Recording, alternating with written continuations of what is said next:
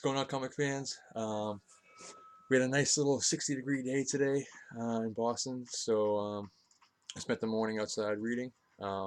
Finished this week's haul, uh, timely for once, and here we go. Let's go through this week's books. Really fun week, awesome week.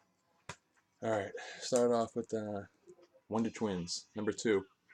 Um, I'm shocked at how good this book is. I picked it up, the first one, because uh, I was just curious how they're going to do with the Wonder Twins. And it's really funny. This one especially, it's kind of subversive. It's like obviously like made for kids, but it's a lot of adult jokes in it. Like the first like 2 pages, you get introduced to somebody in jail. You don't know who it is. He's talking to like a security guard, and he's like playing mind games with him. And he says his name's a scrambler, and he can like put his consciousness into like switch consciousnesses with people. So he like traps the guard in jail. And there's this whole like anti-jail and anti-prison system thread throughout the whole comic. And but then when he starts out really badass in the first like 2-3 pages, and then he walks out and he's wearing like his supervillain outfit, and it's like a fried egg on his outfit on his chest, and it's just like really campy. They're leaning into the campiness, but there's like a lot of substance in it. Like the kids tour, like the twins tour a jail with their class, and there's a lot of like anti-prison industrial complex type stuff, and it's really funny. Um, so definitely recommend checking this out. I want to give it at least definitely another issue. Next, Teenage Mutant Ninja Turtles: Shredder in Hell. I picked this one up, number 1 up on a whim, and it was crazy. The art is like, I mean, it's dark and gritty. Not that that means it's great, but like it's it's just dark enough, and it's also like really esoteric. Like I look for esoteric and different uh, cool themes, I guess, in my comics, and this one's chock full of them. And this one in particular, Shredder is like trapped in hell, and he's like being guided by like um, Splinter. We don't know how Splinter is also in hell. It's like um, kind of like secretive, but he's like Shredder's going through. He's like battling different important people in his life, and like zombies and all kinds of stuff. I don't want to give anything away, but really cool.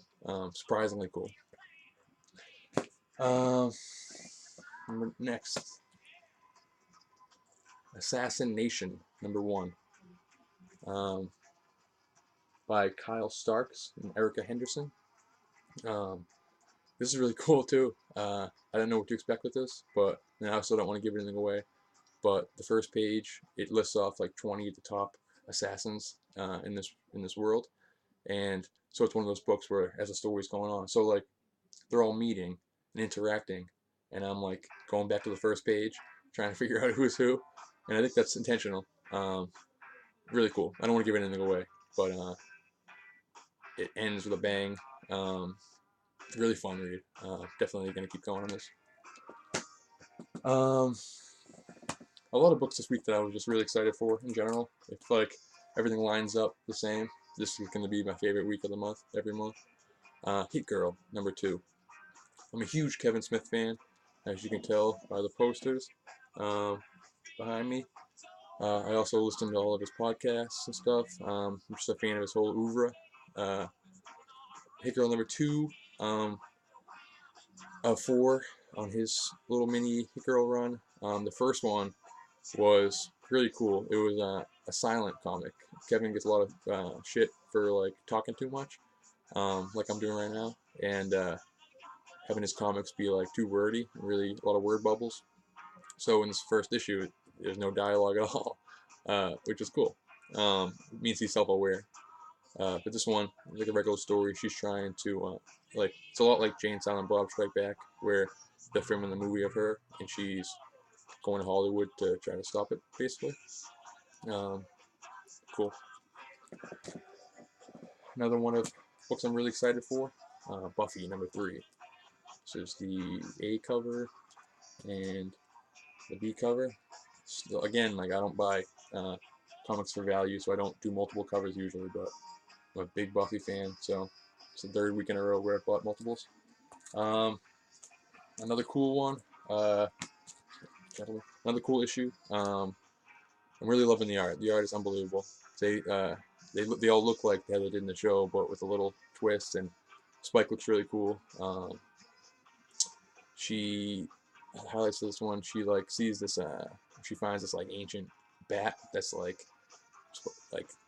aimed at like this big man bat that's goal is to like kill vampires and undead things. Um, but a lot of stuff goes down in this one. Excited for the next one. Excited for to see where this goes like all together. Like it could be a start of a 100-issue Buffy run. There's a lot of elements they're adding, which is cool. This might be my favorite comic out right now. Prodigy #4. One of the Mark Millar books for his Netflix thing. So this is probably going to be a show, and if it is, it's going to be awesome. Basically, this guy's the smartest man in the world. He's unbelievably overpowered. He just like knows everything. He's 10 steps ahead of everybody. You know he's going to get out of every situation, but it's how he does it, which is cool.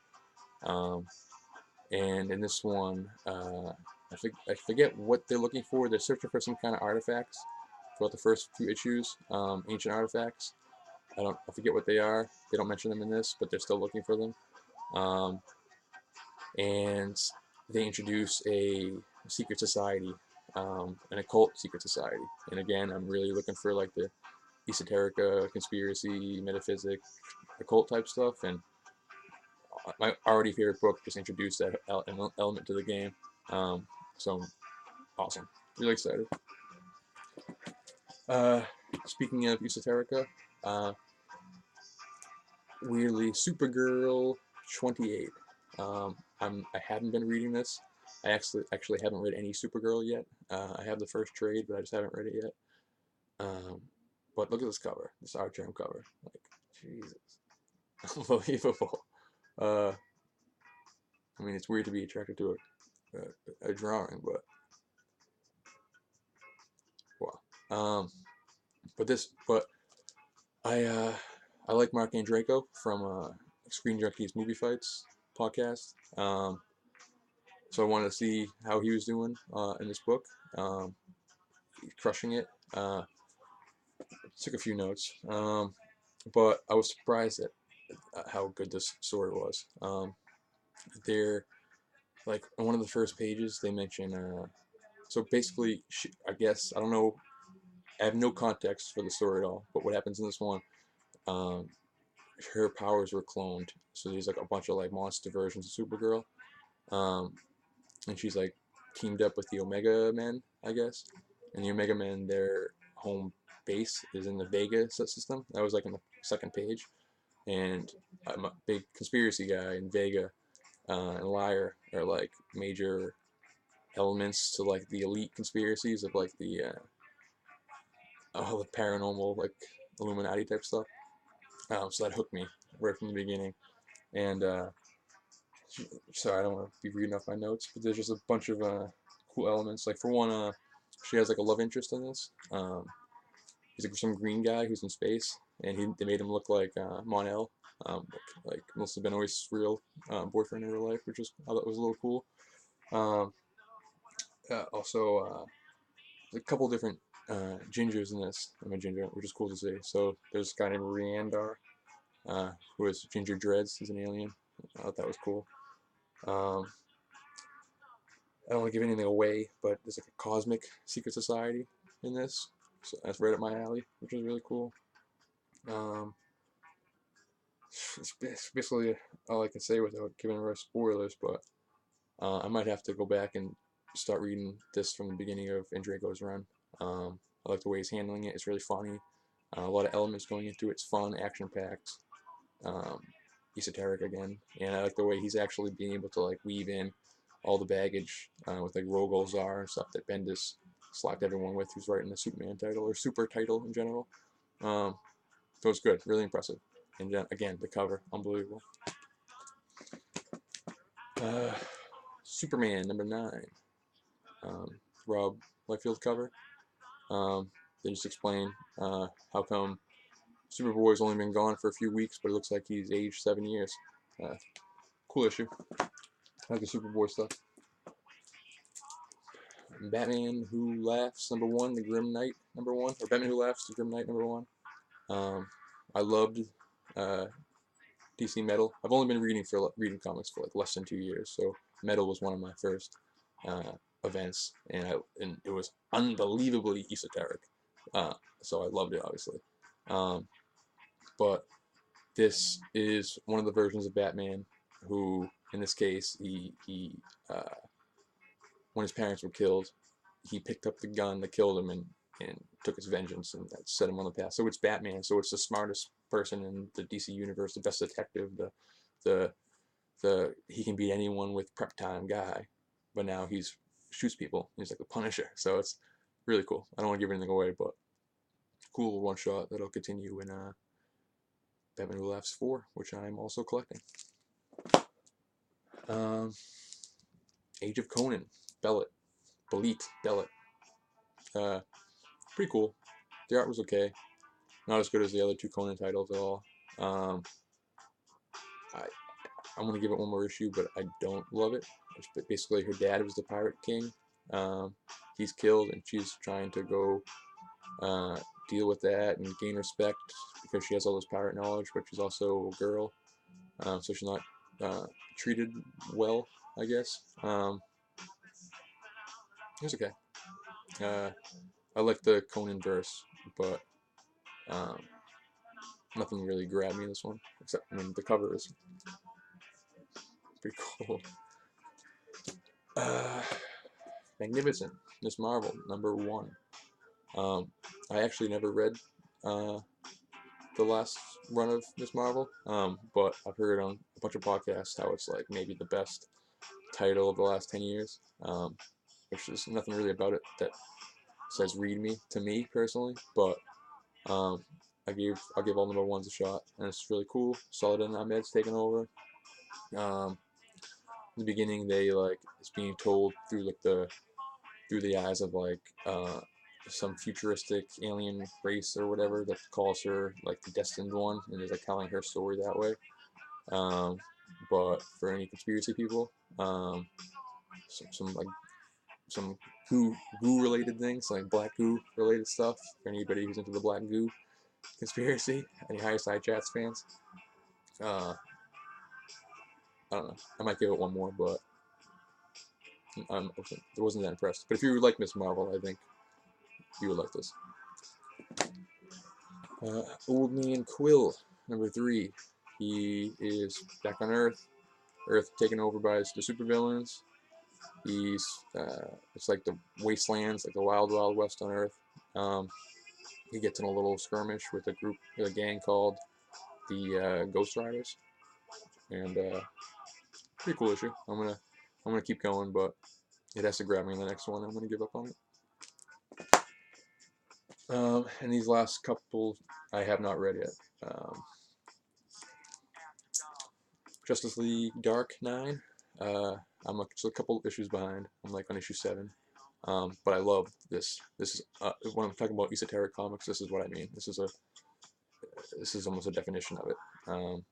Amazing cover. I just haven't read it yet. Mortal Hulk 13. This is the second printing.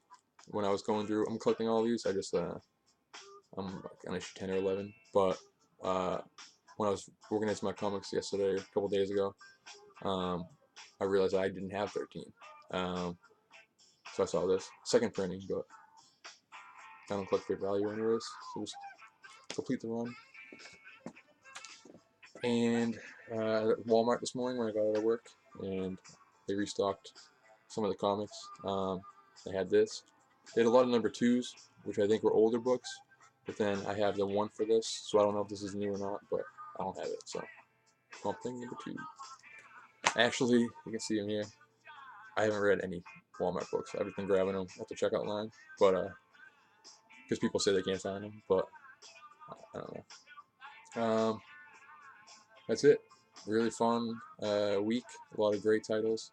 So great, I was able to complete them all in 2 days instead of the day before Wednesday, New Comic Day. But thanks for watching. If you made it this far, sorry it's so long and I rambled, but I'm excited. All right, happy reading. Bye. Thank you.